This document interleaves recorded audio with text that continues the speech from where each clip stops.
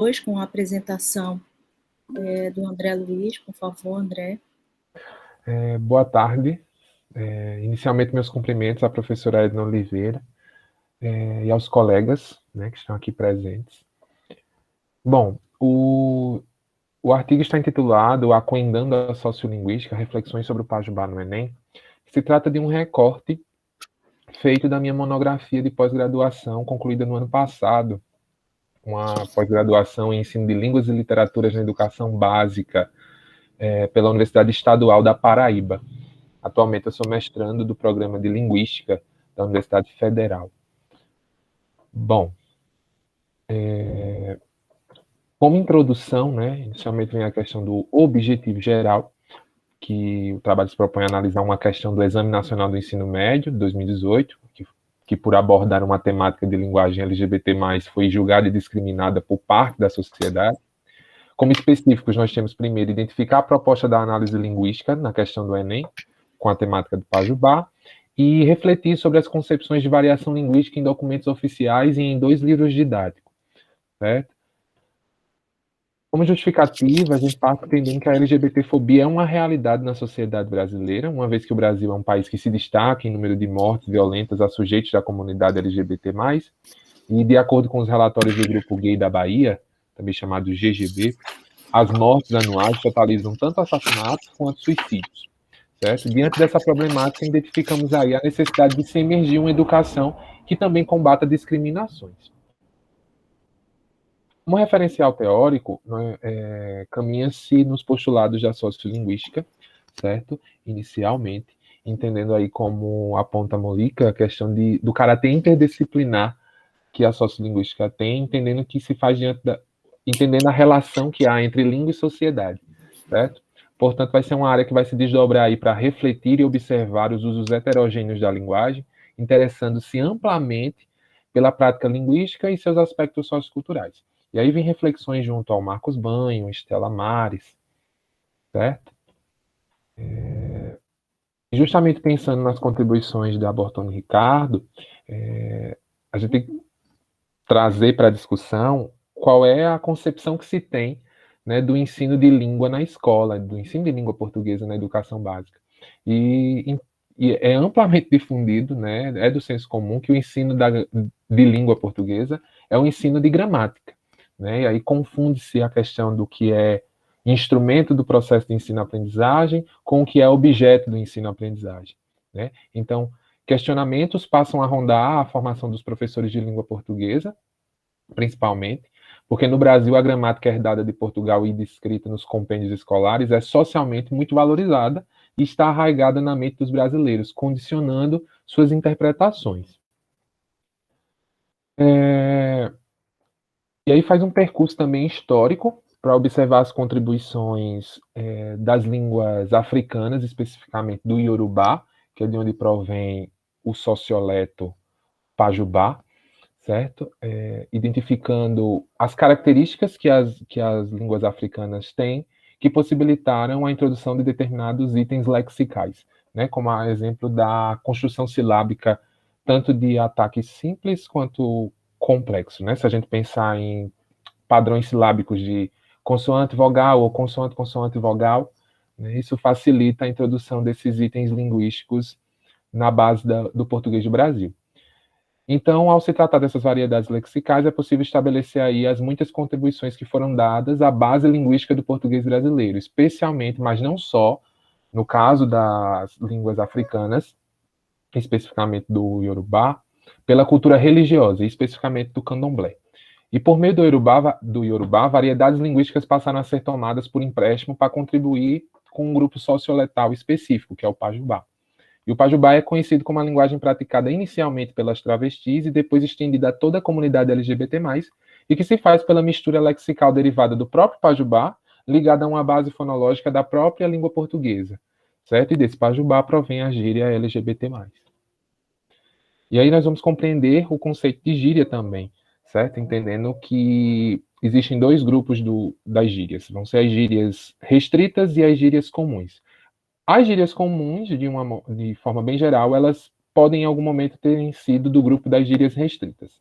Mas, por influência das mídias, especialmente, elas acabam migrando, né, para o grande grupo da linguagem geral, e fica sendo de conhecimento comum. E aí, ao compreender as gírias como um signo acessível a uma minoria, no caso das gírias restritas, nós entendemos como uma linguagem especial, um recurso linguístico que é próprio de um grupo, né, entendendo aí também como um mecanismo de ataque e defesa, como estabelece o Dino Prete, certo? Então, pode-se compreender a relação entre o grupo LGBT+, e o seu uso linguístico específico. Então, uma constatação que pode ser feita é que o uso da linguagem ele não é neutro, certo? Pois os falantes marcam a linguagem com suas ideologias, crenças e valores, bem como com a sua identidade. Metodologicamente, a gente entende que a pesquisa se faz para os intentos dessa pesquisa, a natureza deve ser qualitativa, certo? Onde nós buscamos aí o entendimento de uma interpretação de um dado social que está inserido em um contexto específico e buscamos explicações entre os dados considerando um paradigma interpretativista. Primeiro ponto, a análise da questão do Enem. Em acesso à página digital do INEP, você pode obter a questão, né, de todas as provas aplicadas do Enem, e especificamente a questão aplicada no primeiro dia da prova em 2018, no caderno cor-de-rosa, é a questão número 14, porque eles mudam a depender da cor. Os livros didáticos foram selecionados do 9º ano do ensino fundamental e um da primeira série do ensino médio, do sistema Max. Foram selecionados porque na época eu era professor da escola onde eu utilizava desse material didático, e aí se tornou mais acessível. E os documentos oficiais, os PCNs, as OCMs e a Base Nacional Comum Curricular. Inicialmente, vem a proposta da questão, né, de analisar a questão. A questão está aí, ela se contextualiza mediante o uso de uma reportagem, certo? Onde um advogado comenta sobre o uso de determinadas expressões, determinados recursos linguísticos que são da comunidade, e como é que ele vê o uso, né, desses recursos linguísticos. E ele diz que num escritório pode acontecer com algumas pessoas que vão se tornando mais íntimas dele, né, mas ele considera que é preciso entender, né, e saber com quem você está conversando, essa questão de adequação mesmo. A acomodação linguística não acontece de qualquer forma, certo? Então, mediante o uso da reportagem, ele vai explicando justamente o uso desses recursos, e a reflexão linguística se faz na questão ancorada, né, nessa reportagem. Então, é uma prática necessária para a construção da competência comunicativa de todo e qualquer discente, e desse modo a questão ela busca indagar o que caracteriza o Pajubá como um patrimônio linguístico, tendo um status de dialeto. É a primeira coisa a se pensar justamente essa questão do termo, né, do dialeto. Porque é o seguinte, para a sociolinguística, entender o que é dialeto, socioleto, se faz muito caro, né? O Marcos Banho aponta que o dialeto está para as questões geográficas, certo? E o socioleto para as questões mais sociais. Claro que ele também deixa em ênfase que é muito comum nós encontrarmos dialeto como sinônimo de socioleto, entendendo dialeto social, certo? E é justamente o que acontece nessa questão, mas acredito que a adequação do termo seria mais produtiva. E aí vem a análise da questão, né? Na letra A, que ele vai fazer a idealização de um patrimônio linguístico, se fazendo aí pela existência de mais de 1000 palavras, e aí é uma alternativa errada, porque um patrimônio linguístico não se faz observando apenas um critério quantitativo, né? Em B, vai indicar a opção aí do fato de haver palavras existentes de uma linguagem secreta, que poderia ser possível como resposta, porque realmente é isso que acontece com esse grupo. Há um caráter hermético dessa linguagem, certo? Mas não se trata aí de apontar características da linguagem de grupo, mas a sua relação com a ideia de patrimônio linguístico. Então, é uma questão errada nesse sentido, porque patrimônio linguístico também poderiam ser outras variantes, outros grupos de variantes e de línguas minoritárias, certo? Na alternativa D, o fato de ser uma variedade utilizada por advogados em situações formais não vai consagrar o aspecto de patrimônio linguístico, né? A Constituição do Patrimônio Linguístico não se vale dessas questões de formalidade ou informalidade. E na questão E, na alternativa E, caminha como a anterior, porque não é o contexto que vai determinar a constituição do patrimônio linguístico. Então, o gabarito aponta como alternativa correta a letra C, certo? Porque considerei que os usos linguísticos de um grupo marginalizado passaram a constituir um instrumento metalinguístico, que é o dicionário chamado Aurélia, que também é mencionado pelo advogado na reportagem. E aí, desse modo, a gente entende a produção de um dicionário que contém os termos da comunidade LGBT+, passando a direcionar aí uma variedade linguística de registro especificamente, um registro não padrão e altamente estigmatizado e, por vezes, pejorativamente chamado de inculto. E sobre o Pajubá, Araújo diz o seguinte: se constitui eminentemente como uma linguagem da rua, construída na batalha, nos territórios de prostituição, em esquinas que intersectam marcadores como classe e gênero. Logo, é um grupo de variedades linguísticas estigmatizadas, as quais devem receber um olhar crítico mediante a compreensão de que existem tanto os fatores socioestruturais quanto os sociofuncionais que vão determinar essa variabilidade linguística. Logo depois de analisar a questão, vem o recorte dos livros didáticos para mostrar que esses livros dão espaço para discutirmos sobre um tema como esse, né? É possível se colocar em questão o que é o Pajubá, sua raiz, né? A escola, com alguns materiais, dá espaço ao professor para que isso possa se fazer possível.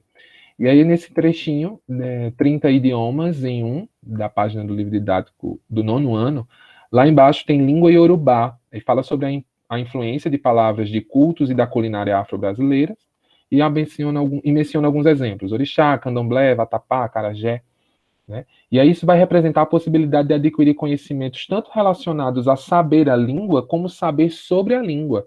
E essa concepção de saber sobre a língua está pautada no eixo da reflexão linguística, certo? Que se faz pela necessidade de refletir a respeito da língua, buscando falar sobre ela em si, com a finalidade de problematizar os fatos e os fenômenos da linguagem.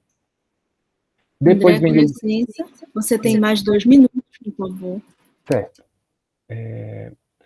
Depois vem os trechinhos do livro do ensino médio, certo? Aí podem discutir sobre as questões de socioletos, etnoletos, registros, certo? A influência africana também é mencionada no livro didático do ensino médio. Então não se trata aqui da gente estar negando ou questionando a importância das gramáticas, né, de ensinar gramática normativa especificamente. Preocupa-nos o fato de que valorizar uma única variedade de fala como legítima é acentuar justamente o estigma do qual são vítimas fala e falantes das demais variedades. Então o ensino vai desperdiçar aí a oportunidade de estimular a discussão e a reflexão sobre os usos linguísticos reais, desprezando aí a observação de suas singularidades. Depois vem a questão dos PCNs, só apontando como os PCNs dão espaço e valorizam essa questão, colocando a discriminação de algumas variedades linguísticas tratadas de modo preconceituoso e anticientífico, expressam os próprios conflitos existentes no interior da sociedade. As OCMs, que são para o ensino médio, apontam a necessidade de se atuar de forma ética e responsável na sociedade, tendo em vista as diferentes dimensões da prática social. E a BNCC, que é o documento mais recente, para compreender as linguagens como construção humana, histórica, social e cultural, de natureza dinâmica, reconhecendo e valorizando aí as subjetividades, as identidades sociais e culturais. Dito isso, né, o ensino da variedade linguística LGBT+, não se trata de uma abordagem ao ensino de linguagem de travesti, né? Tampouco se trata de persuadir os alunos a terem contato com práticas linguísticas desnecessárias à sua formação. O que se defende é a aceitação de toda e qualquer variedade da língua como um código válido para o processo de reflexão linguística. Então, nessa direção, a gente enfatiza a produtividade dos estudos linguísticos e espera-se que outros profissionais se interessem pelo tema em questão, consagrando LGBT+, como sujeitos de suas pesquisas e inquietações, ao que tange a linguagem, seja no nível lexical, fonético-fonológico, semântico ou discursivo, por exemplo. E, além disso, é pertinente ressaltar a possibilidade de, em pesquisas futuras, serem produzidas propostas de ensino que visem essa temática. Mas é isso. Muito obrigado. Obrigada, André. Eu vou sugerir a dinâmica da gente deixar todas as perguntas, as questões para o final das apresentações, tá bem? Então, agora, nós vamos chamar a Ana Carolina Damas da Costa, Alina Tainá dos Santos Lobo, Maria Sebastiana da Silva Costa, autores do texto O Ensino de Língua Materna à Luz da Concepção Sociolinguística, a partir da utilização de textos poéticos e tirinhas para fazerem a apresentação, por favor.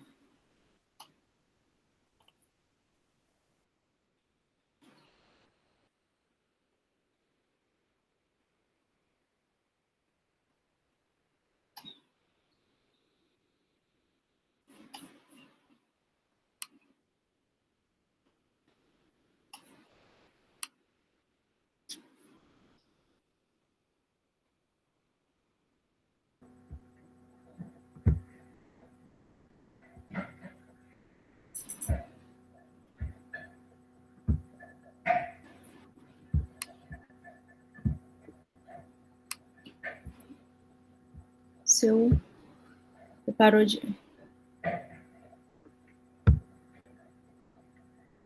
Boa tarde, eu sou a Ana Carolina eu e a Alina Tainá produzimos esse artigo sob orientação da professora doutora Maria Sebastiana da Silva Costa. Nós somos da Universidade Federal Rural da Amazônia e é um prazer estar aqui compartilhando os nossos estudos neste evento. Bem, vocês conseguem visualizar o outro slide que não a capa? Ainda não. Eu tenho tido esse problema nas minhas últimas apresentações de não estar... Agora sim. Então vamos assim. Então, o nosso artigo, ele tem por objetivo apresentar uma proposta didática sob a luz da sociolinguística educacional. Então, nós objetivamos trazer uma sequência didática que visa refletir sobre o conteúdo de variação linguística, utilizando do gênero tirinhas e quadrinhos e também de alguns textos poéticos. Então, buscamos pensar em um ensino a partir desses gêneros, pensando-se no ensino tanto contextualizado. Bem, e trouxemos como referencial teórico nossas reflexões, elas se pautam principalmente sobre as reflexões de Bortoni e Ricardo. Então, todo o nosso empenho e estudo, ele se concretiza a partir dos postulados da Stella Maris, Bortoni e Ricardo, assim como também de Banho, Chanel e Dous, no sentido da metodologia da sequência didática e também dos nossos PCNs e da Base Nacional Comum Curricular. São os nossos referenciais teóricos e que nos auxiliaram a construir esse trabalho.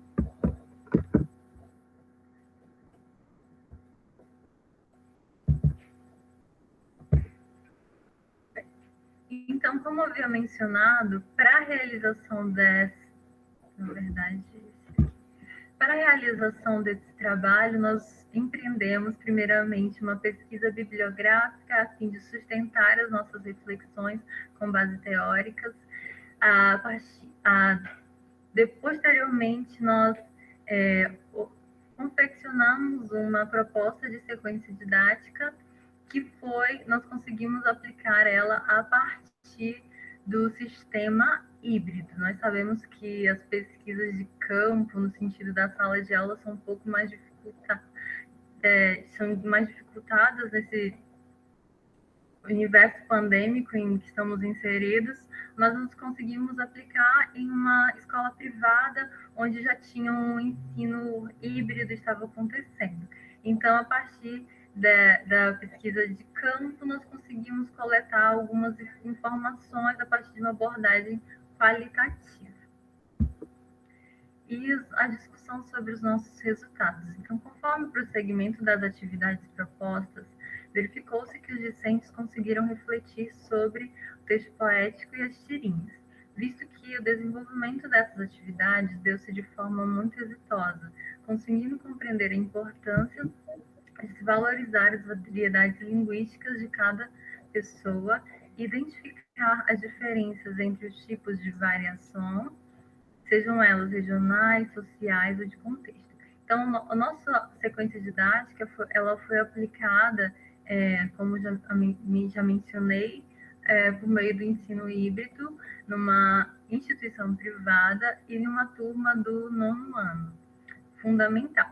Então, a partir da aplicação da sequência didática, nós conseguimos perceber que e adquirir muitos resultados positivos, porque nós percebemos a responsividade desses alunos com os conteúdos abordados. Conseguimos perceber, de certo modo, que o conteúdo ele não ficou distante da realidade desses alunos, porque a partir da observação tanto das tirinhas quanto do texto poético que nós levamos para a sala de aula, eles conseguiram perceber como se davam as variações e também ter um certo interesse por conta da linguagem que as tirinhas apresentam, das construções imagéticas também. Então, tudo isso, todos esses atrativos desse gênero, eles foram muito interessantes para, de certa forma, atrair a atenção desses alunos para que focassem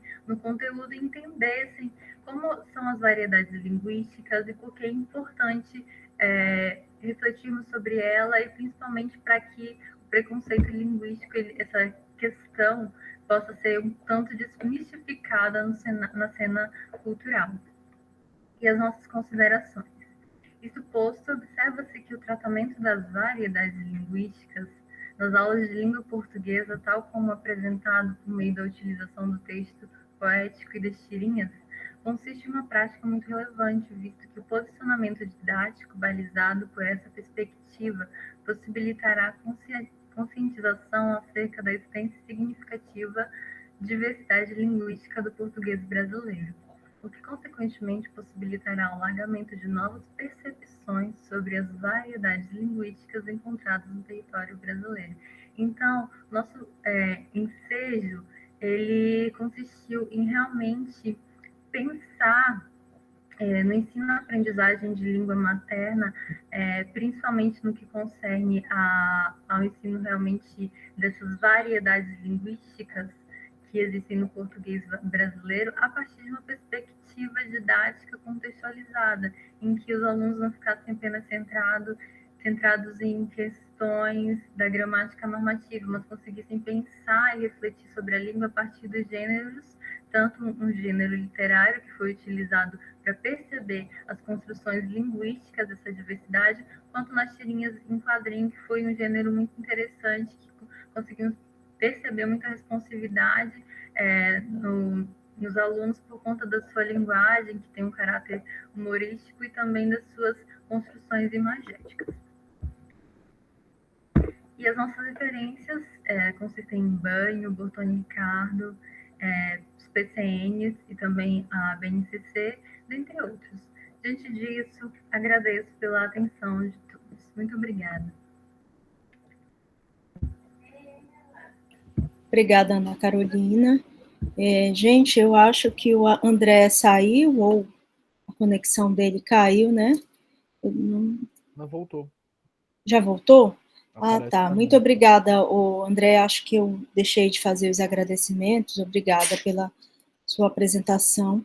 Obrigada, Ana Carolina. Vamos chamar, então, pela ordem, Mariane dos Santos Monteiro, Duarte Leônidas José da Silva Júnior, para apresentar o trabalho de título Uma Proposta de Intervenção para a Produção e Percepção da Oclusiva Glotal no Ensino de Inglês como Língua Estrangeira. Por favor.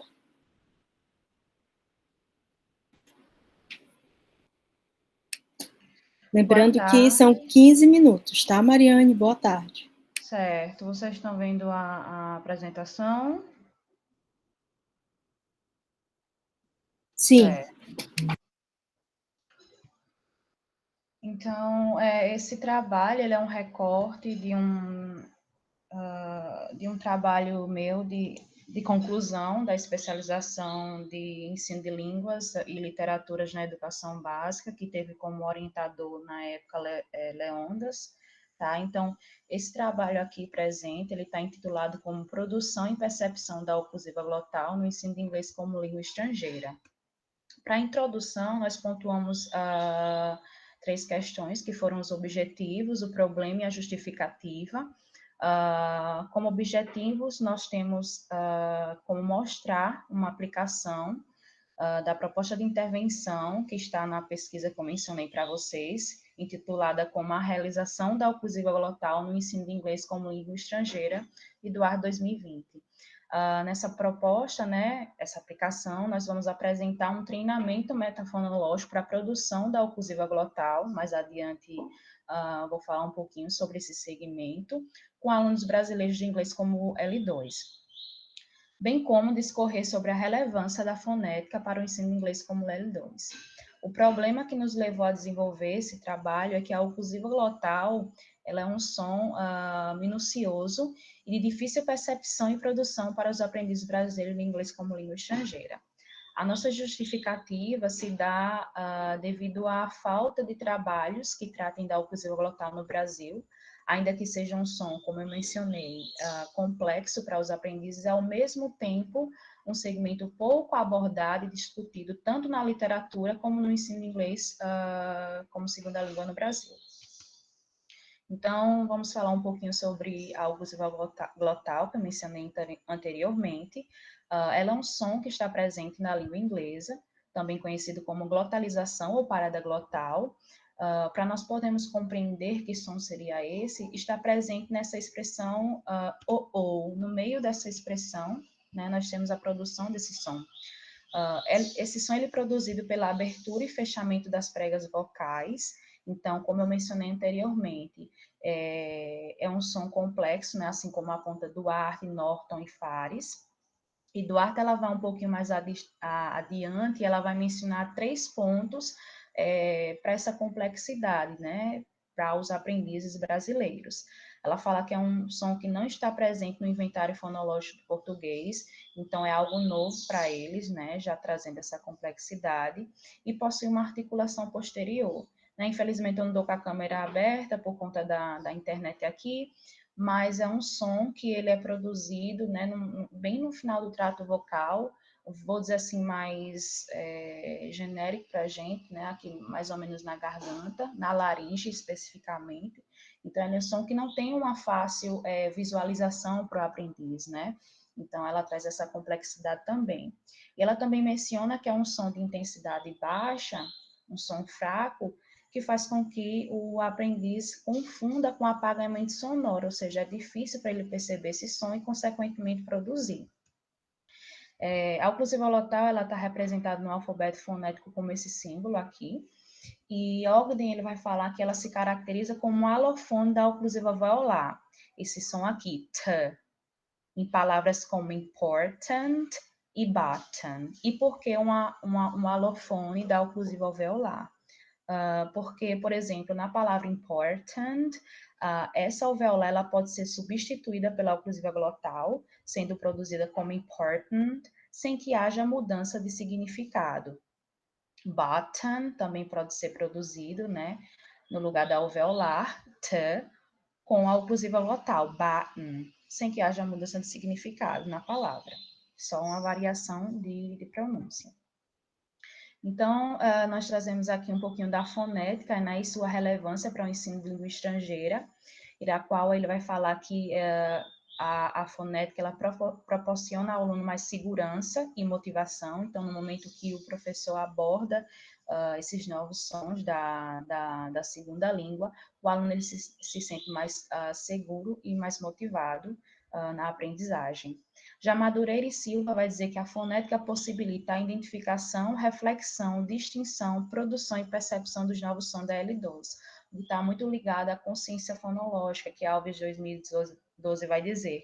Né? No momento que o aprendiz ele tem contato com esses novos sons, ele passa a refletir e manipulá-los, ou seja, perceber esses sons, entender esses sons e produzi-los.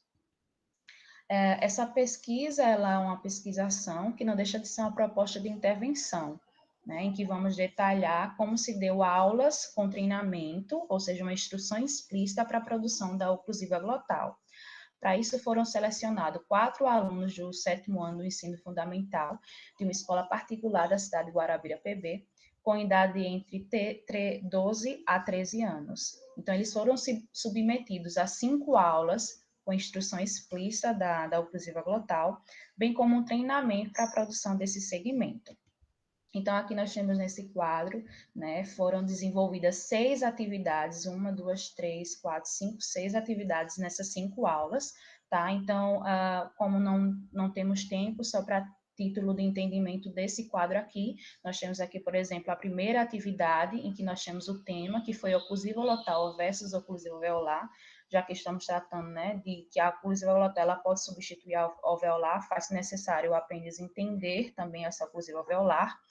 Essa atividade teve como objetivo conhecer as características articulatórias de ambos segmentos, com materiais utilizados, quadro, lápis e imagem dos articuladores dos referidos sons, com duração de 30 minutos.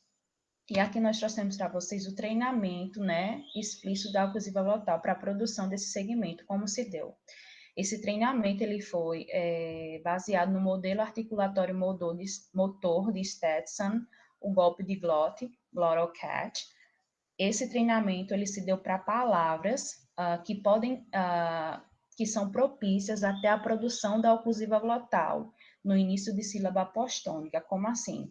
Palavras como cotton, bottom, mitten, Manhattan, entre outras, em que nós temos a oclusiva alveolar no início de sílaba apostônica nasalizada. Então, aqui há um ambiente propício, né, para a substituição dessa alveolar pela oclusiva glotal. Então, o falante ele pode produzir cotton, button, mitten, Manhattan. E como se deu treinamento para a produção desses tipos de palavra? Primeiramente, pedimos que os alunos fizessem silêncio, né, porque como eu mencionei anteriormente, é um som de intensidade baixa, é um som fraco, então é preciso um ambiente silencioso.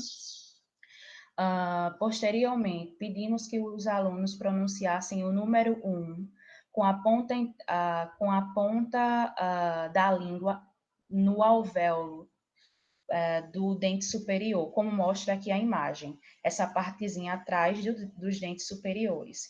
Então, eles teriam que pronunciar um som mais ou menos né? Vocês podem visualizar aqui na imagem. Posterior ao treinamento dessa produção, desse número 1, assim, pedimos que o aluno, por exemplo, se visamos a produção da palavra cotton, com a oclusiva glotal, né, que é o nosso objetivo, pedimos que eles pronunciassem essa sílaba K. Em seguida, o número 1, como foi ensinado. Então, K, seguido, por exemplo, de outra palavra.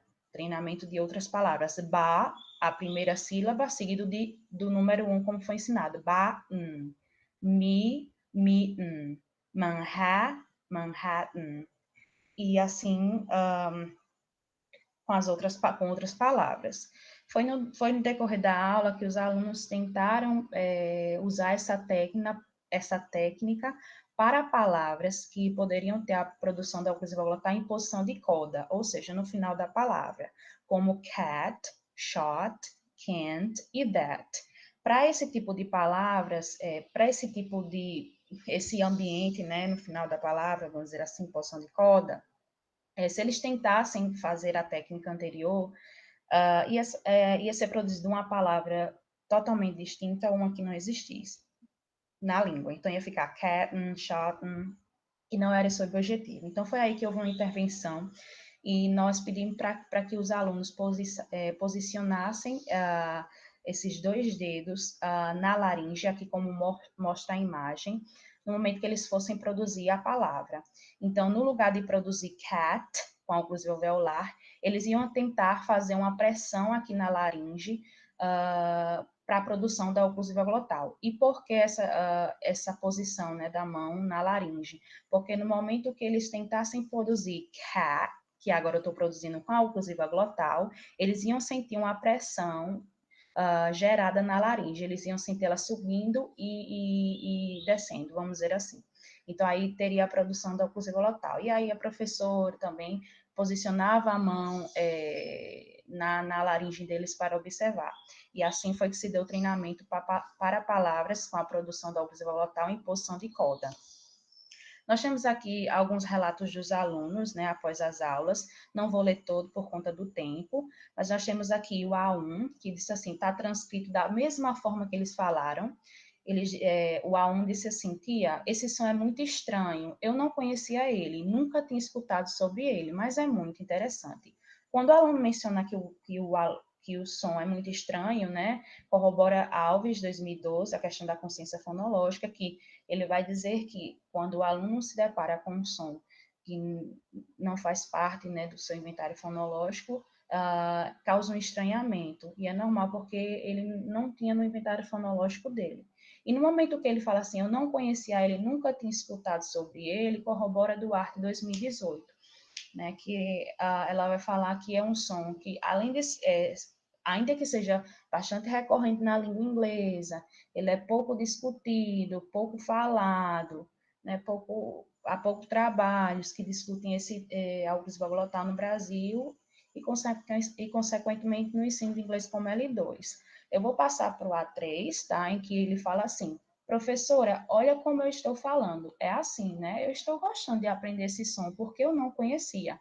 Eu acho bom também aprender os sons e não só estar olhando para o quadro e aprendendo gramática. Traz aí uma motivação, né, corroborando o Iraquara 2007,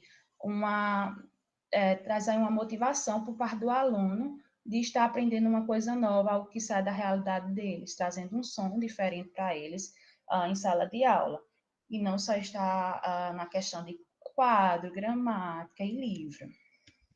As considerações finais, a partir da discussão, nós consideramos que a fonética, quando ensinada de maneira adequada e efetiva, torna-se uma ferramenta eficaz, capaz de facilitar e aprimorar a inteligibilidade e produção de junção da língua-alvo. Consideramos também que as aulas com treinamento metafonológico foram significativas para o progresso na produção e percepção da oclusão glotal por parte dos discentes, bem como da motivação em aprender o segmento-alvo. Vale a pena ressaltar que se faz necessário, né, trazer dados estatísticos, né, para observar como se dá essa produção e percepção.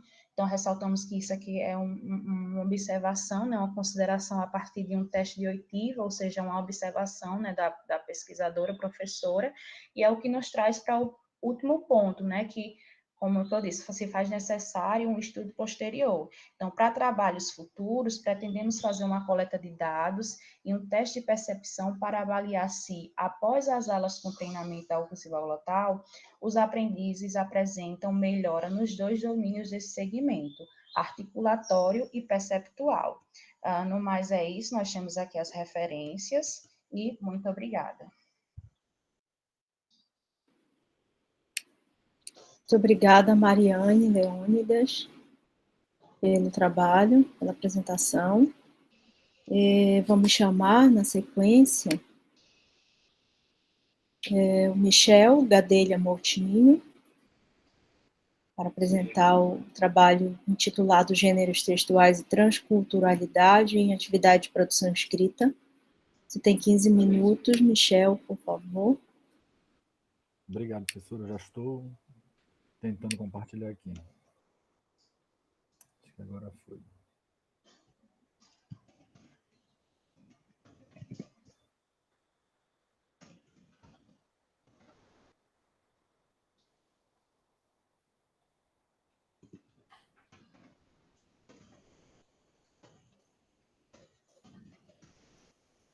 Chegaram. Acho que está carregando agora. Já conseguem ver? Sim. Tá ótimo. Bom, então, primeiramente, boa tarde a todos que aqui estão. É uma satisfação estar dividindo essa sala com trabalhos tão interessantes. Então, gostei bastante, apesar de meu trabalho não ter muito a ver com a temática da sala em que a gente está inserido, porque tem a ver com tradição oral, mas eu gostaria de deixar alguma contribuição que que possa ajudar alguns outros colegas de outras áreas e de outros contextos a refletir sobre essas possibilidades de atividade de escrita. Então, eu inicio dizendo que esse trabalho tem como objetivo, né, analisar atividades de produção escrita em livros didáticos de língua portuguesa e língua inglesa, a partir da perspectiva dos gêneros textuais, proposta pelo interacionismo sociodiscursivo de Broncar, e a transculturalidade, eu usei Nicolescu e outros autores, mas é quem também trabalha com essa questão de multidisciplinaridade e em algum texto, em algum capítulo do seu livro, o Manifesto da Multidisciplinaridade, ele menciona esse aspecto transcultural. Então, vou tentar fazer uma associação desses dois conceitos, né, os construtos teóricos, para ver como é que a gente pode trabalhar, né, na reflexão sobre atividades de produção escrita. E, para contextualizar, os livros didáticos apresentam propostas para a escrita de textos que são divergentes com o que vem sendo proposto pelos estudiosos da área. Então, essa foi a observação que eu cheguei ao entrar em contato com livros da escola onde eu trabalho. Eu sou professor da Escola de Aplicação da UFPA, só que sou professor de alemão. Mas, a época em que produzi esse trabalho, analisei os livros que aqui uso, eu estava em contato com os professores de inglês da escola, porque o livro de inglês é o único que na época era inglês e espanhol, mas era com quem eu tinha mais contato. Então, eram os livros que eram fornecidos pelo PNLD. Não tínhamos livro de alemão pelo PNLD e nem de francês, que são as línguas que a gente oferta na escola. E aí, ao entrar em contato com esses livros de inglês, especificamente, eu percebi que havia muita diferença do que eu já conhecia, né, de estudos que eu tinha feito sobre atividade de produção escrita, e o que estava lá posto. Então, resolvi dar uma olhada um pouco mais, com alguma profundidade maior, para ver se os conceitos atuais e as discussões sobre gêneros textuais estavam sendo bem representados ou bem refletidos nas obras. E para identificar essas diferenças, foram analisados os 3 livros didáticos, então, como já mencionei, e adotou-se uma abordagem qualitativa na análise dos dados. E aí eu me baseei em categorias de finalidade da atividade de escrita, que foram propostas por Fusa e Menegassi, e de concepções de escrita, que foram propostas por Menegassi e Balieiro. Então, um pouco mais à frente, eu vou definir quais são essas categorias, e foram elas que nortearam a minha análise das tarefas. Como referencial teórico, eu trago primeiro, então, o interacionismo sociodiscursivo, e eu menciono Broncar no meu trabalho, que foi digamos, o autor que sedimentou com mais consolidou de verdade, né, essa abordagem teórica, então que se reflete em outros estudiosos da Escola de Genebra. Então, acho que até um trabalho que foi mencionado, o segundo trabalho menciona um pouco do Schneebly, Dölitz, daquelas pessoas que trabalham com sequência didática e se baseiam no interacionismo sociodiscursivo. E eu trago essa citação de Miranda, em que ela diz que discurso e texto são 2 realidades diferentes e não 2 formas de ver o mesmo objeto. E aí, como eu trago essa citação justamente para colocar o foco do interacionismo sociodiscursivo, que pretende entender essa separação entre gênero discursivo e gênero textual, de uma forma que a gente consiga entender melhor qual é o objeto que é ensinado e aprendido em sala de aula. Então, a noção de discurso corresponde à utilização do sistema da língua em situações concretas. O discurso é a língua em uso. Já o texto, por seu lado, é concebido como uma unidade comunicativa que mobiliza unidades de pelo menos uma língua natural e, eventualmente, outras unidades semióticas. Então, é a materialização do que em situações onde o uso da língua reflete o discurso, né?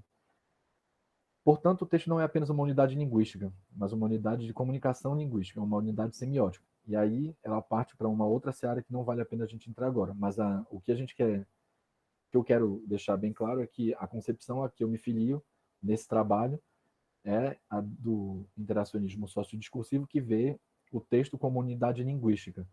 Não somente isso, claro, pode haver mais elementos a compô-lo, Mas aqui eu queria deixar bem registrado essa separação entre qual é a unidade o objeto de aprendizagem do qual eu trato. Além disso, eu trago uma citação de Silva, que trata um pouco do que é essa ideia da transculturalidade. Então, eu vou ler essa citação porque ela é bem esclarecedora. Então, alicerçada nesse paradigma das propostas trans, entendo que o sujeito constrói sua língua, a qual constrói sua realidade e, consequentemente, sua cultura e sua sociedade. Assim, não há língua sem sujeito, sem cultura, sem sociedade. Não há sujeito sem língua, sem cultura, sem uma sociedade que pertença. Não há cultura sem língua, a qual não existe sem os sujeitos, que não existem sem cultura, a qual não existe sem estar em uma sociedade. Não há sociedade sem sujeito, que fale a língua, que está numa cultura de uma sociedade. Desse modo, não posso separar língua, sujeito, cultura e sociedade, pois são alimentadores e retroalimentadores de uns dos outros indissociavelmente. Então, o que eu quero deixar, eu trouxe esse referencial para mim, porque a gente está tratando agora não só de língua, então não estou tratando do objeto, o texto ou as atividades em si, o livro didático, como uma atividade isolada. Então, estou tentando fazer essa ponte entre as duas culturas de aprendizagem, não só de culturas da sociedade em que a língua é falada, mas também culturas de aprendizagem. Então, quais são as culturas que embasam a escolha de tais e tais atividades para atividades de escrita? E essa ponte que eu pretendo estabelecer é que foi possível através desses conceitos propostos pelos autores que estudam a transculturalidade. Bom, além disso, como eu mencionei, a minha base para análise são essas duas categorias de entendimento de como funcionam as atividades de escrita.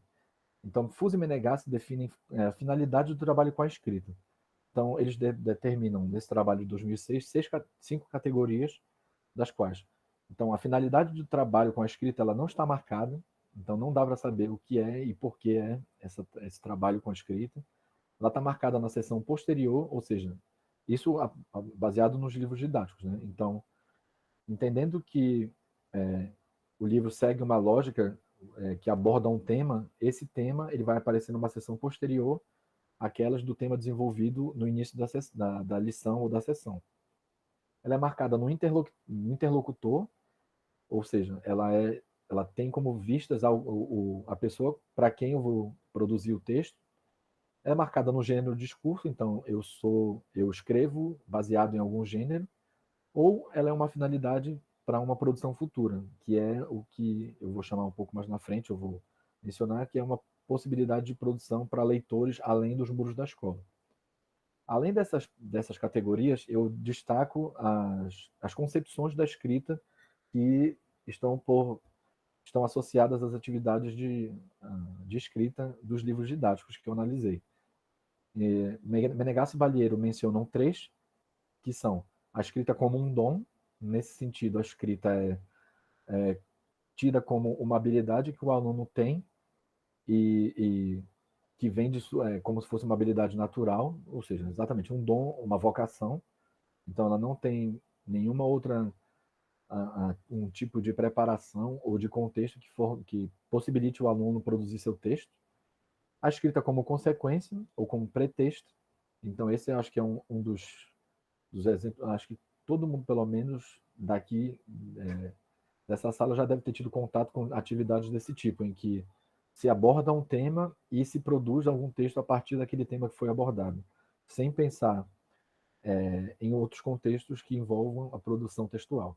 E a escrita como um trabalho, e nesse caso a escrita como um trabalho, ela vem entendida como um processo, em que eu tenho a reflexão sobre o que eu vou produzir, elencar argumentos, produzir uma primeira versão, revisar, corrigir e produzir um trabalho final.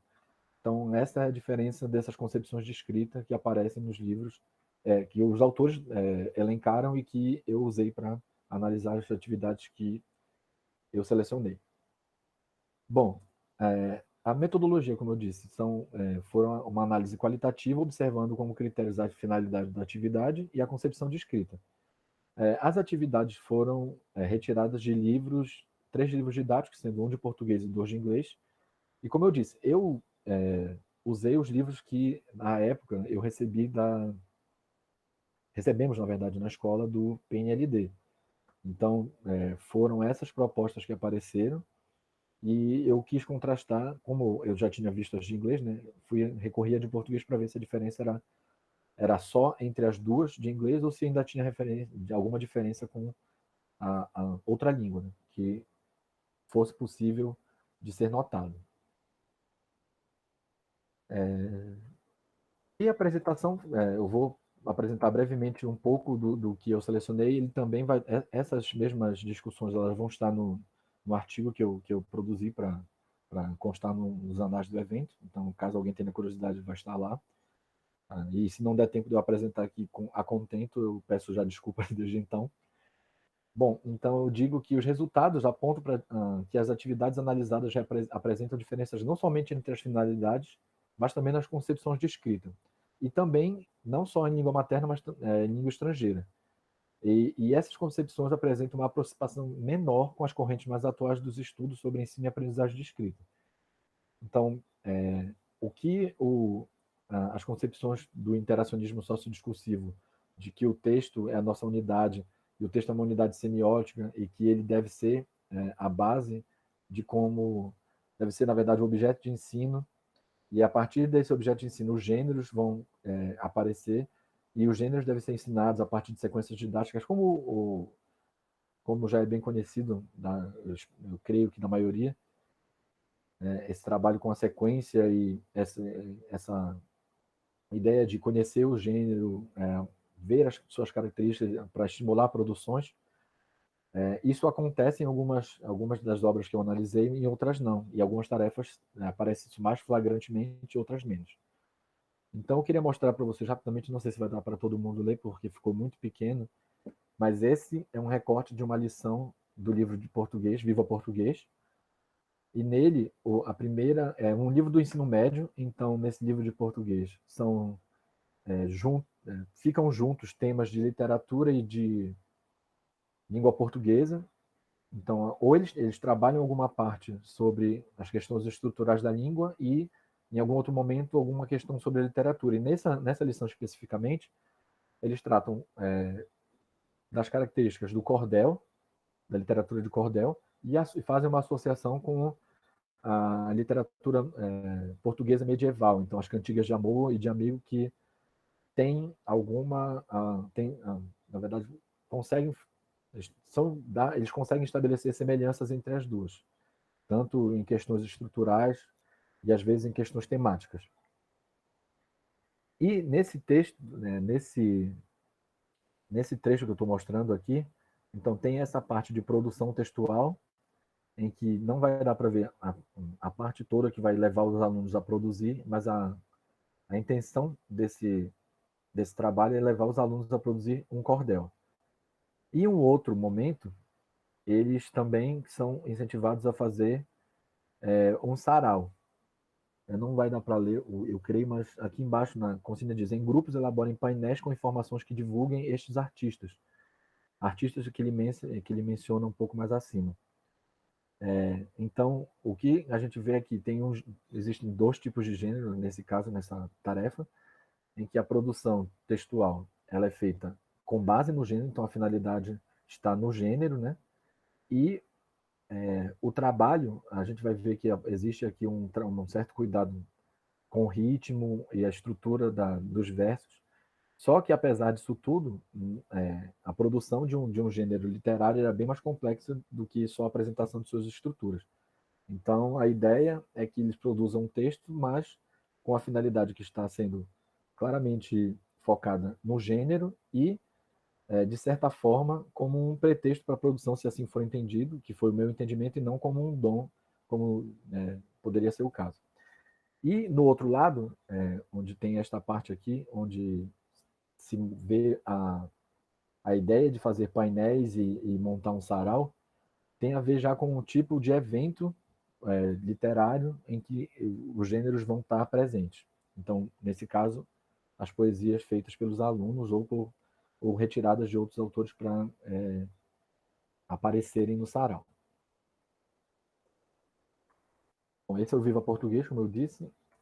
Este é o livro Alive High. Também, todos os livros são propostos para o ensino médio. Pois não. Licença, Michel. Pois não. Seu tempo está esgotado, Michel. Ah, desculpa. Então eu posso só levar as considerações. Só um segundo. Sim. Eu pulo para lá já. Tudo bem. Obrigado. Então, só para dizer, como eu disse, o artigo vai ter mais detalhes sobre isso. Nesse Alive High a gente vê um trabalho que tem uma certa associação com a concepção de escrita como trabalho, mas não tem tanto uma relação com uma finalidade muito clara. Então, ele serve como um pretexto. Ele tem uma concepção de trabalho, mas é focado em estruturas cuja finalidade é estar na seção posterior. Então, tem um tema que é trabalhado mais à frente. E esse outro livro, o On Stage, ele serve muito mais como pretexto e como reforço de estruturas linguísticas aprendidas nas sessões anteriores. Então, para finalizar, eu digo brevemente que o trabalho com gêneros não é homogêneo tanto em língua materna quanto em língua estrangeira. As diferenças são entre língua materna e língua estrangeira na ideia de gênero e na cultura de ensino, e as atividades de escrita têm mais cara de redação e menos de produção textual, que poderiam ser usadas para uma produção que extrapolasse os muros da escola. Aqui são as minhas referências, e eu agradeço pela atenção e desculpem pela passagem do tempo. Obrigado. Obrigada, Michel. Na sequência, quem vai fazer a apresentação sou eu, para fechar as apresentações dessa sessão.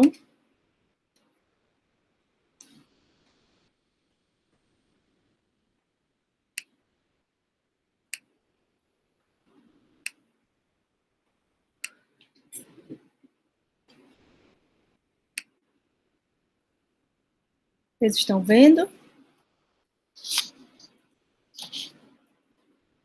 Sim, professor, está aparecendo aqui. Andreina, você pode marcar o tempo para mim, me auxiliar aí no tempo, por favor? São 15h30. Sim, professora. Obrigada. Bom, gente, o título do meu trabalho, que apresenta dados, né? Não diria bem um recorte, mas ele é constituído por partes da tese de doutorado, e então o título é Ladrão, um legado afrodescendente nas tradições orais mazaganenses. Aqui uma imagem da igreja de Nossa Senhora de Assunção, em Mazagão Velho, uma comunidade situada ao sul do estado do Amapá, cuja história tem relação com uma cidade transportada do Marrocos, na África, que era um entreposto português, foi transportado no projeto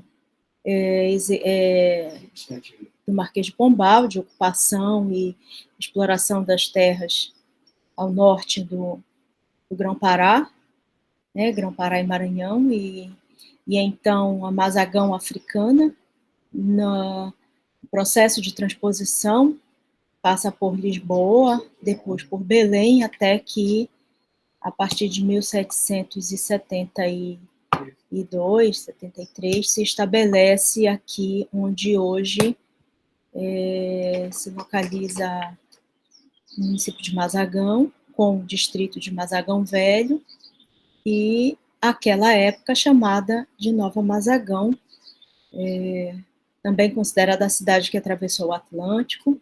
Então, é uma cidade que, por inteiro, foi transportada, né, no processo de evacuação desse entreposto português, em razão da pressão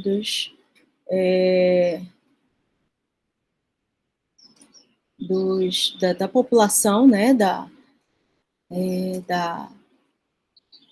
africana e de Marrocos, e essa tão conhecida guerra, né, entre mouros e cristãos, e que foi, e que é inclusive rememorada todos os anos em Mazagão Velho, como a programação que constitui uma das principais festas religiosas da comunidade, que é a festa de Santiago.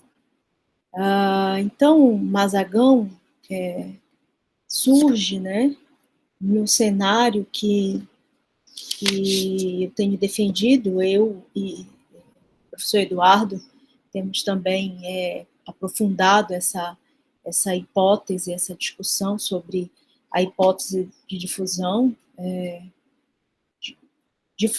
de movimento populacional, de difusão de concentração de povos, e nesse cenário, né, ocorrido no período colonial, surgem comunidades ou aglomerados rurais, o que o Flávio Gomes nomeia de mocambos, e que dão origem às comunidades afrodescendentes que hoje existem aqui ao longo de todo o território do estado do Amapá. Então, a hipótese que tem fundamentado um pouco essa tese é a da difusão da tradição oral, como resultado desse movimento populacional, né, estabelecido no período colonial, e esse movimento se dava muito em razão desse cenário das fugas e estratégias de sobrevivência ao regime de escravidão, e aí não só o regime de escravidão da mão de obra africana, mas também indígena, e também de militares que desertavam, né, por conta das relações com a administração da coroa, enfim. E é um trabalho que foi implementado por Marquês de Pombal, aqui para o Grão-Pará, e mais aqui a região considerada, chamada, né, conhecida como as Terras do Cabo Norte, projeto executado por Mendonça Furtado. E esse projeto previa a ocupação, a defesa e a exploração dessas terras mais ao norte do Brasil. Aqui eu mostro um pouco esse mapa constitui o capítulo final da tese, a tese da dispersão, a partir de Mazagão Velho, bem aqui ao sul do Amapá, e que em um movimento de difusão, né, de propagação, vai criando, né, vai dando forma, né, essa ecologia colonial a esses aglomerados rurais e esses aglomerados que, em grande parte, constituíam mocambos e que hoje se reconhecem como quilombos, ou já são titulados ou estão em processo de titulação, e que tem como um dos traços que a gente acompanhou ou identificou como um traço de difusão e de constituição desses aglomerados, a tradição oral. Então, essa tradição que é propagada por várias comunidades, e esse mapa mostra um pouco o percurso dessa dispersão, né, desse movimento, e que vai dando as condições de surgimento dessas comunidades hoje afrodescendentes aqui no Amapá, cujo traço que é mais evidente é essa tradição oral, que tem o ladrão como um dos elementos constitutivos. Mazagão Velho, né, hoje é uma comunidade de concentração afrodescendente, ela passou por diversas denominações, né, ainda como entreposto português em Praça Forte, passou a Cidade da Memória, chegando aqui, se instalando aqui na Amazônia, nas terras do Cabo Norte, era uma cidade colonial, e hoje é uma cidade de concentração afrodescendente. Esse povoado, né, essas essas pessoas, esse corpo social, também assumia diferentes denominações. Os soldados da cruz, né, para essa cidade ainda situada na África, em Marrocos, os transplantados em trânsito ou despatriados, a partir do deslocamento dessa cidade, colonos e imigrantes, quando se estabelecem como uma cidade colonial portuguesa, aqui no sul do que hoje é o Amapá, e hoje, mais recentemente, os mazaganenses ou mazaganistas, como eles se autodenominam.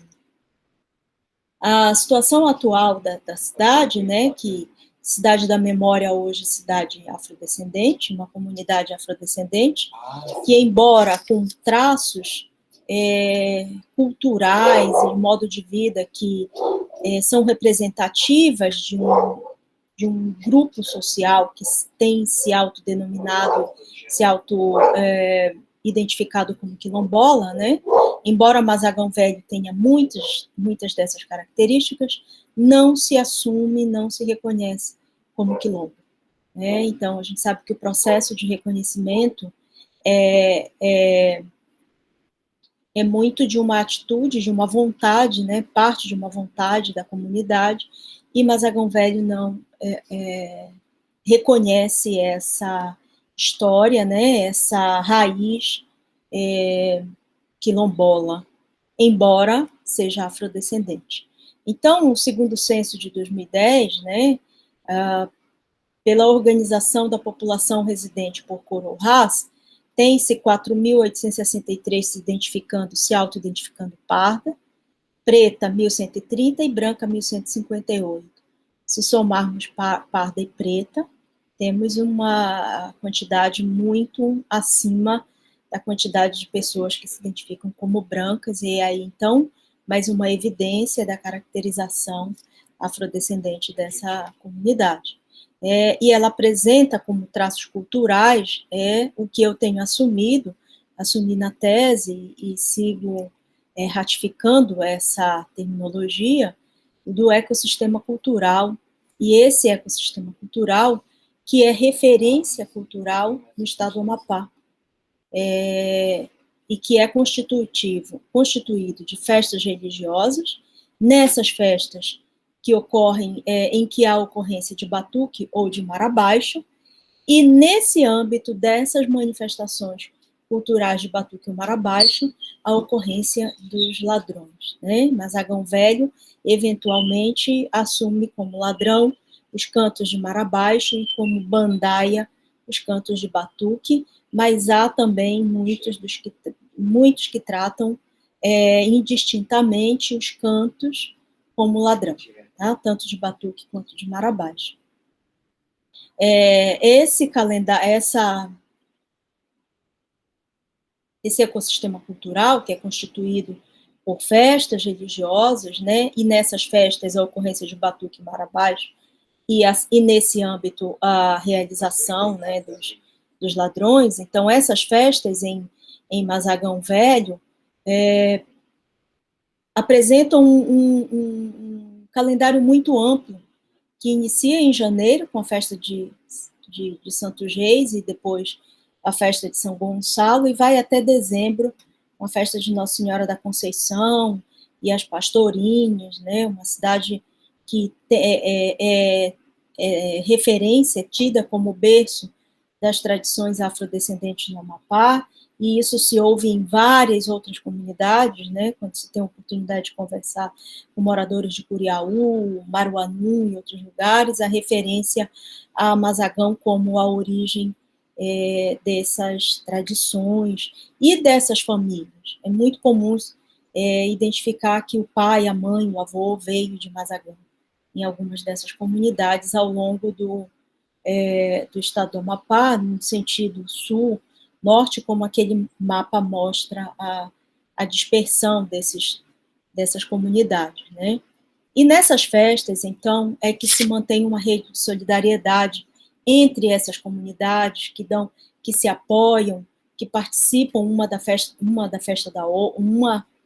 uma comunidade participa da festa de outra comunidade, compartilhando os performistas ou os cantores de ladrão, os batuqueiros, os que tocam marabaixos, que cantam ladainha, enfim, há um compartilhamento de pessoas que cumprem esses papéis sociais nas festas. Também a programação religiosa conta muito com a participação de comunidades vizinhas, às vezes mais próximas, mas às vezes até de comunidades mais distantes mesmo, né? E um traço também muito característico dessas festas, além dessa rede de solidariedade, é a ocorrência de batuque em algumas e de marabaixo em outras, e que tem essas duas manifestações têm como pode ser tida como o traço que marca a ancestralidade africana da comunidade, mas não só o batuque ou o marabaixo, em que são produzidos, né, os ritmos através da caixa ou dos tambores, o que é uma marca da ancestralidade africana, mas também a própria indumentária das mulheres e o canto nesse estilo responsorial que também caracteriza essa ancestralidade africana. Então, a proposta é falar do ladrão, né? Falar rapidamente da estrutura, do conteúdo e da função social. Então,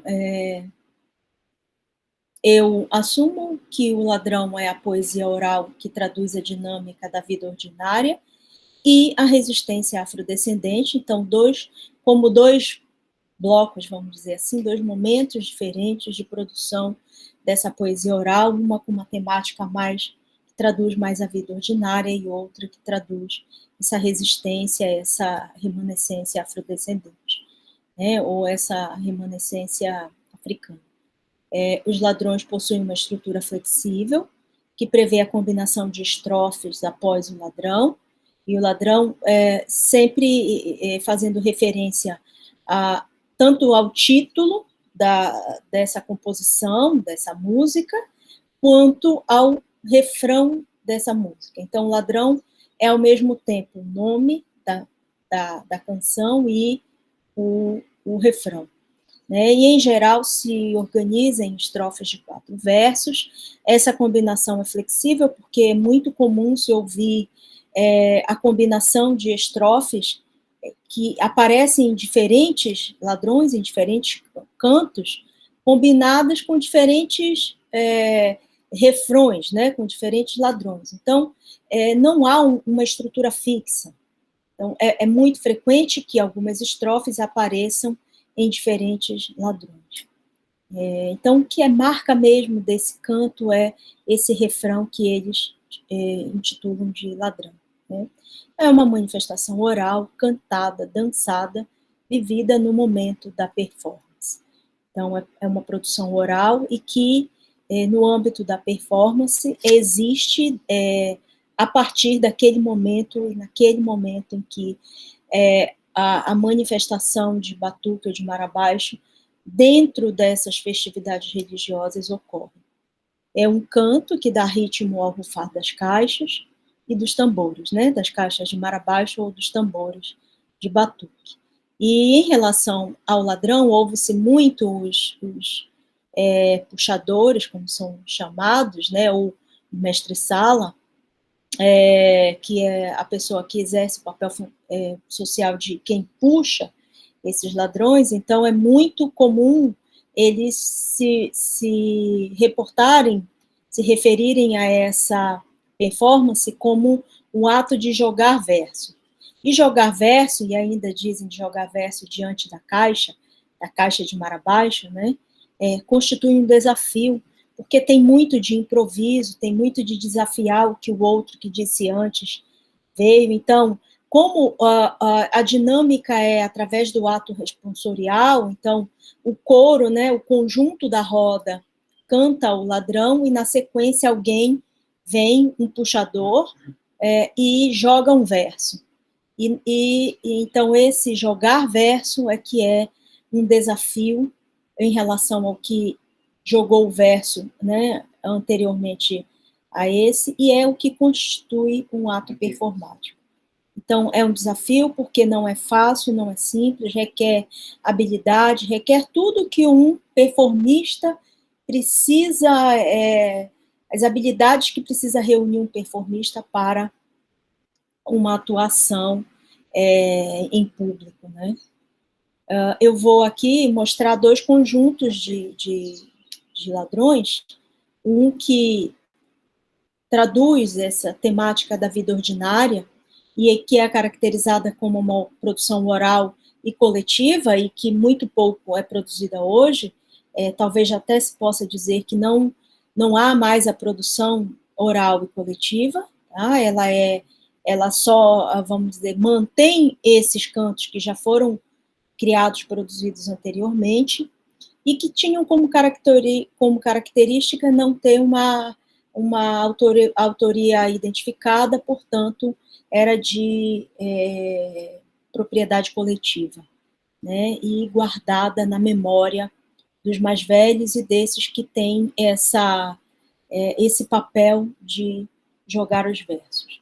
Então, como se vê aqui, né, trata de questões muito da ordem da vida ordinária, né? Às vezes uma crítica, às vezes uma piada com um fato, alguém. Então, aqui, por exemplo, sobre Com licença, professora. Faltam 2 minutos. Ai, muito obrigada. Eu vou seguir, então, tá? A identidade africana, um segundo grupo de ladrões que trata dessa temática da identidade, da remanescência africana, e tem como característica agora ser produzido oralmente, e também apresenta um deslocamento em relação à produção que era feita oralmente, coletivamente, como um trabalho autoral, às vezes sozinho, às vezes de 2, 3 pessoas da comunidade, né? Mas já tem autoria. Então, aqui, como se vê, a temática já exposta, né, de defesa de uma ascendência africana, do lamento, do sofrimento, né, de toda essa vida escravizada, mas também da resistência da própria cultura, da própria tradição oral, né? Então, para caminhar para a conclusão, né, esses cantos apresentam uma transição da memória como arquivo para escrita como registro, né, dos produzidos oralmente em performance, e os que são produzidos de forma escrita, mas que são executados em performance.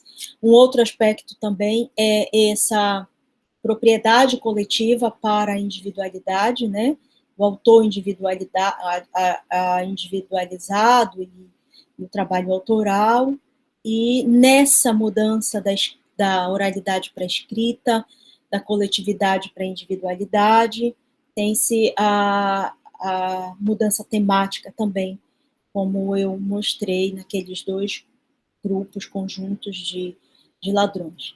E com fundamento nos aspectos sócio-históricos, então, a gente assume que o ladrão é o traço mais forte da tradição oral das comunidades formadas nesse contexto da colonização, pós-colonização, e que se propagou, né, em virtude do movimento populacional muito intenso nessa região do extremo norte do Brasil, sobretudo no período colonial.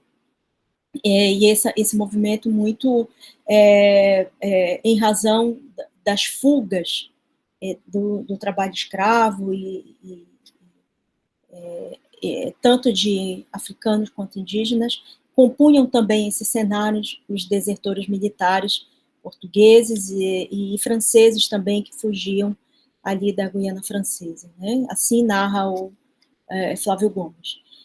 Na tradição oral mazaganense, os ladrões representam a materialidade linguística das tradições afrodescendentes, constitutivas do ecossistema cultural, que eu falei, né?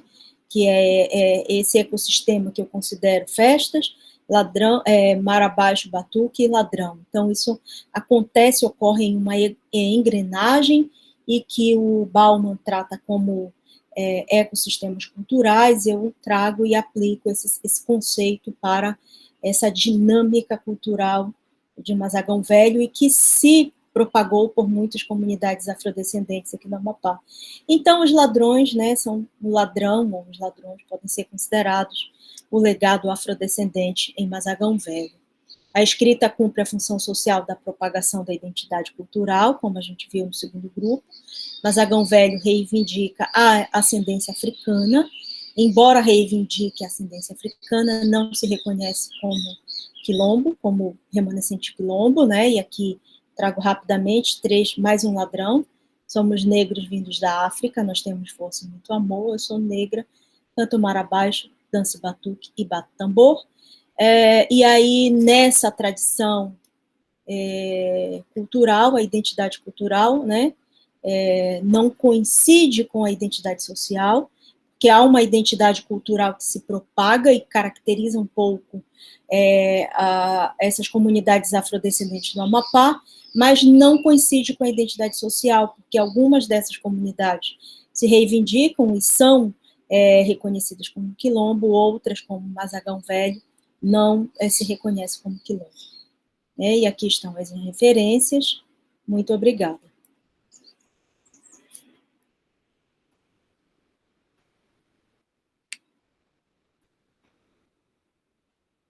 Vamos voltar, então, ao todo da nossa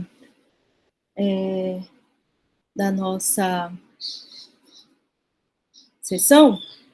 Gente, nós estamos aqui ainda com 5 minutos para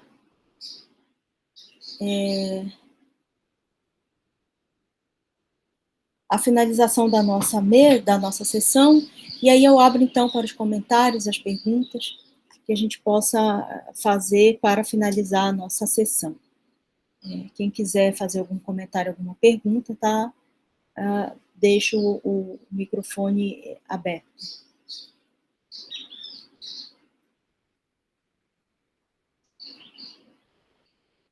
Se quiserem escrever no chat também.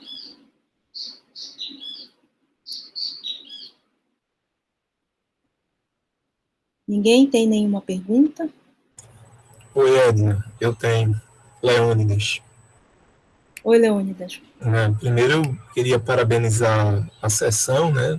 Parabenizar todos os trabalhos assim que foram trazidos hoje, que sempre é uma experiência muito rica e nova, não necessariamente nessa ordem para todos. Mas eu tenho uma pergunta, na verdade, justamente na sua apresentação, né? Bom, eu estou conhecendo agora o ladrão e como é que ele funciona. Isso me lembrou muito, ao longo da tua apresentação, a gente, pela maneira como você estruturou, né, foi decompondo, mostrando como é, e os instrumentos que são utilizados, isso lembrou muito a embolada que a gente tem aqui no Nordeste, em Recife, daqui onde eu estou falando, na Paraíba, em Alagoas, em Sergipe, no Rio Grande do Norte. Então, a embolada, ela tem... A diferença é que os instrumentos não se usa caixa, mas usa instrumento percussivo também, que é no caso do pandeiro, e existe uma relação, na verdade, né? Por exemplo, uma boa parte dos versos da embolada, e aí já falando do ponto de vista fonético-fonológico, né? E o uso da poesia a partir da prosódia, né, com a interface com a prosódia, os versos heptassílabos, né, as redondilhas maior. Então, a minha pergunta é se existe alguma estrutura, parabenizar você pela exposição, assim, muito clara, o processo, desde toda a diacronia e mostrando o que é que cada elemento significa, mas se existe alguma estrutura diverso, alguma metrificação de verso, por exemplo, para a constituição do ritmo em si, das rimas, né? Porque, pelo que eu entendi, aparentemente são dois desafiadores, e um jogaria para o outro a depender do mote, que seria a temática que estaria em pauta. Então, se existe alguma estrutura, ou há algum estudo que identifica algum tipo de estrutura métrica que é realizada na constituição do próprio ladrão em si. Obrigado pela apresentação e parabéns a você e parabéns a todos da sessão hoje. Obrigada, Leônidas, pela sua pergunta. Não conheço nenhum estudo, eu fiz muito rapidamente, né, uma análise aí da métrica, é uma métrica muito simples e que eventualmente não se repete, mas ela entre 7 e 8... como que é? Entre 7 e 8... Sílabas poéticas? Sílabas poéticas, sílabas poéticas, mais ou menos. Não vai dar para mostrar agora, mas quando eu caí nos teus braços, quando eu caí nos teus braços. Então, ela não é muito regular, mas, em geral, ela funciona mais ou menos assim. Eu não fiz esse trabalho, né? Também não conheço nenhum trabalho, de repente até existe, mas eu não conheço, que tenha feito essa análise mais... Porque meu trabalho é etnolinguístico, então eu vi rapidamente, mas não tinha esse compromisso, né? Então, aí fica até a sugestão de alguém da literatura que tenha mais, né, condições de fazer essa análise. É um trabalho bem, bem legal. Muito obrigada. Alguém mais, gente, tem alguma pergunta? Aos apresentadores,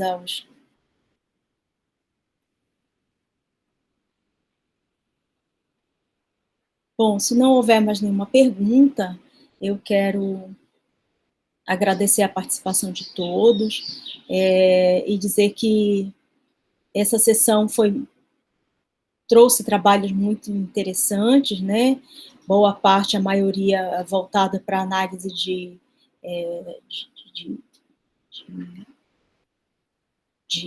trabalhos que abordem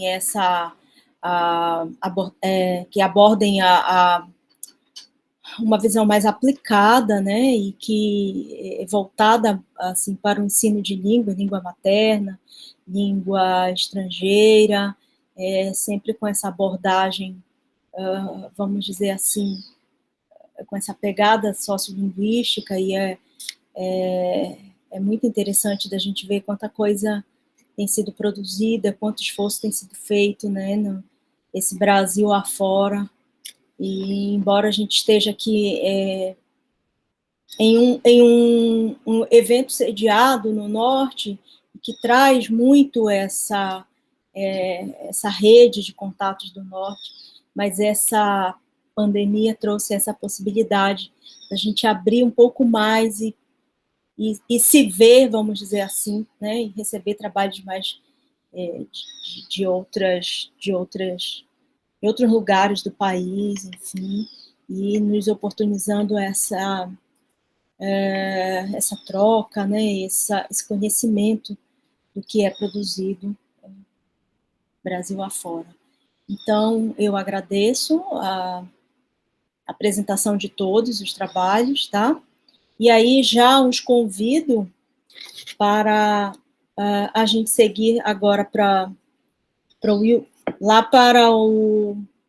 no site do evento. A gente vai ter agora a mesa redonda, né? Vai ter uma mesa que o título Línguas Indígenas, Políticas Linguísticas e Variação, no canal do YouTube, de 16h30 às 18h30, e eu convido todos a prestigiarem a próxima programação. Tá bem? Muito obrigada, então, e foi muito legal estar com vocês e prestigiar da apresentação de todos. Muito obrigada. Até mais.